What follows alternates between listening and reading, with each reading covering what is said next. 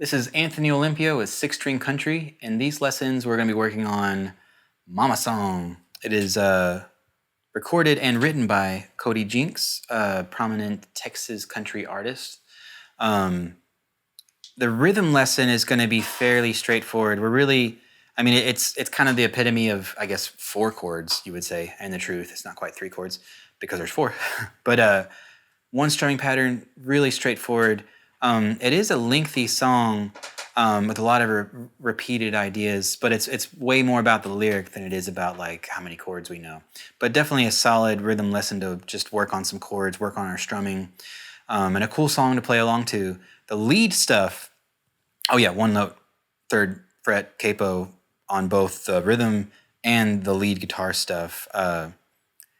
Lead guitar wise, we're kind of doing that. It's a mixture of like the chicken pickin' and the like bluesy rock Texas country swing guitar that I feel like is a flavor you find in a lot of Texas country, as well as the use of a capo and the kind of some of the chord voicings and just some of the licks. It's very much a Texas country style of today that we're going to be playing this stuff.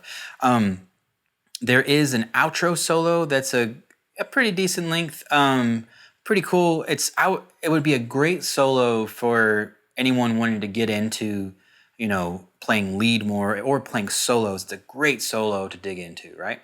All right, so let's get started.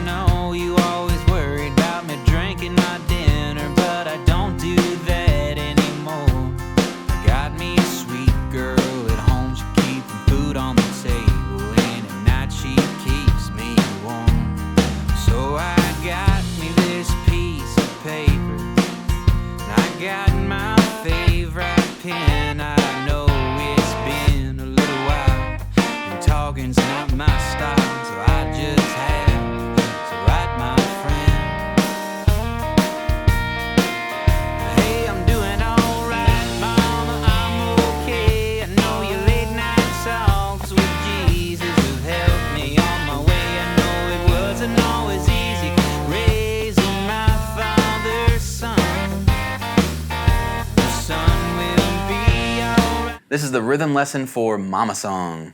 First things first, gotta have a capo on the 3rd fret. We're gonna be playing key of G chords. We have 4 chords to learn, 1 strumming pattern, super straightforward.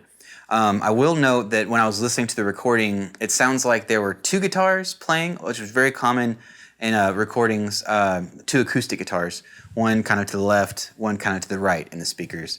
And it was kind of difficult to really decide what exactly are the chords. Are they doing the same capo position? What's going on?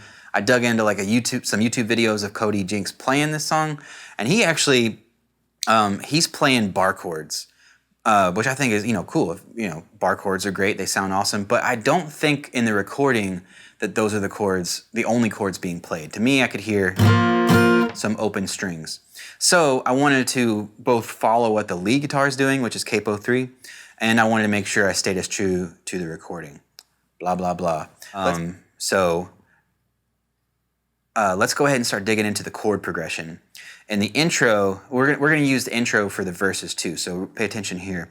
It'll be 2 measures of G, 2 measures of D, 2 measures of A minor, and then 2 measures of C. All right?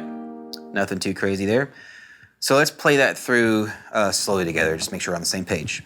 Here we go, 3 and 4 and.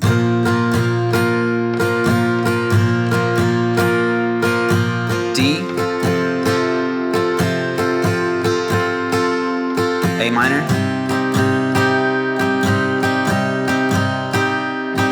C,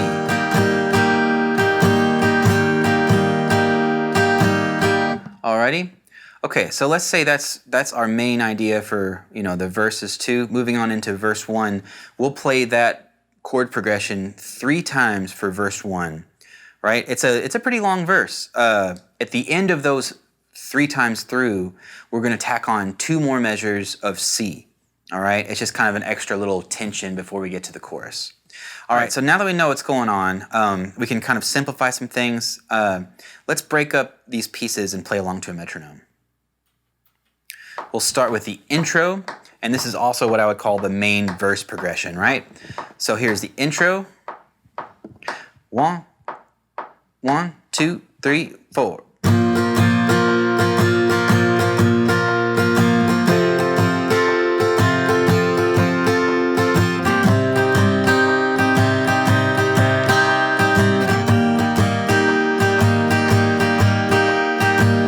Right? And like I said, for the ending of both verses, we just tack on 2 more measures of C. Let's move on to the chorus. Let's go ahead and do the whole chorus just to be sure. All right. This song is in swing feel, and for a lot of this lesson, we're going to be doing triplets. So hopefully that's not too confusing. Use your ear first and foremost, and that'll get us through a lot better, I think, than just trying to just lean on the sheet music, right? We need to use the sheet music as well as our ear. All right, so let's start digging in. The song starts with drums, and the electric guitar does a pickup into the song. Almost kind of, he takes the place of a fiddle player. I feel like a lot of times, especially in Texas country, it'd be like, da-da-da-da-da, song starts. You know what I mean? In this case, it's the guitar, and it does.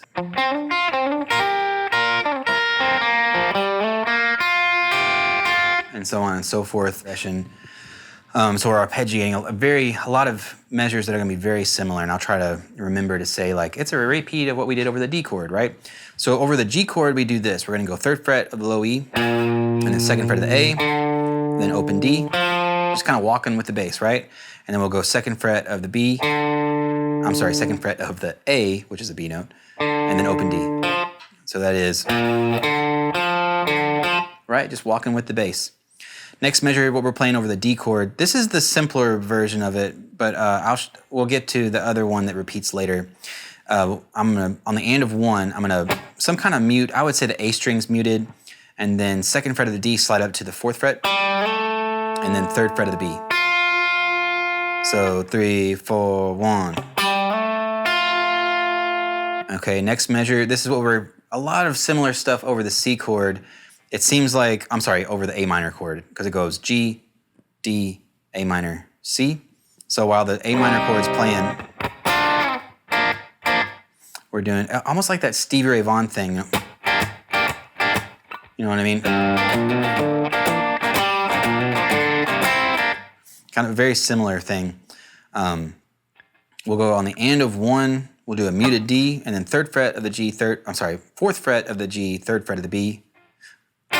Slide down, and then upstrokes, 2 of them on the end of 3, and then the end of 4. Just open D, G, and B.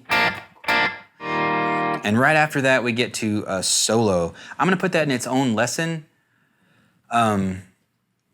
It's not too crazy, but I feel like it definitely does deserve its own video. So if you want to work on the solo, let's head over there. Alrighty, so let's try all this stuff to a metronome and make sure we got the rhythm down. Get the intro, I'll count us in, we do the pickup. Here we go, 1, 2, 3, 4, 1.